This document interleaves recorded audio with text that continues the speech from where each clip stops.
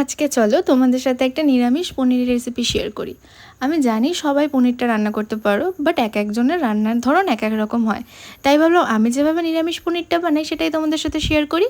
প্রথমে নিয়েছিলাম আমুলের পনির, সেটাকে এরকম কিউব করে কেটে নিয়েছিলাম। তারপরে কড়াইতে তেল দিয়ে তেলটা গরম হওয়ার পর নুন হলুদ দিয়ে পনিরগুলোকে ভেজে নিচ্ছিলাম। আর জানো তো, পনিরগুলো একটু কম ভাজতে হতো, আমি না একটু বেশিই ভেজে ফেলেছিলাম। সেটা তোমরা ভাজার পরে দেখলে বুঝতেই পারবে। এই দেখো, হালকা ভাজলে না পনিরটা একটু সফট থাকে।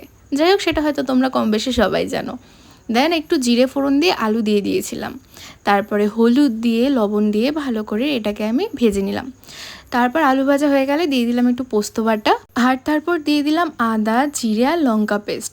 তোমরা চাইলে লাল লঙ্কার জায়গায় সবুজ লঙ্কাও দিতে পারো, বাট আমি যেহেতু কাশ্মীরি লঙ্কাগুলো ইউজ করছি না, তাই আমি রেড কালারের চিলিগুলোই দিয়েছি। দেন এখানে দিয়েছিলাম হলুদ গুঁড়ো আর ধনে গুঁড়ো। আর আমি দেখো একটা টমেটো কেটে নিচ্ছি, কারণ টমেটো দিতে হবে, এটা না আমি আগে কাটতে ভুলে গেছিলাম। আর তোমরা কমেন্টে জানিও তো টমেটোর দানাটা কারা কারা ফেলে দাও, আমি কিন্তু সবসময় ফেলে দিই।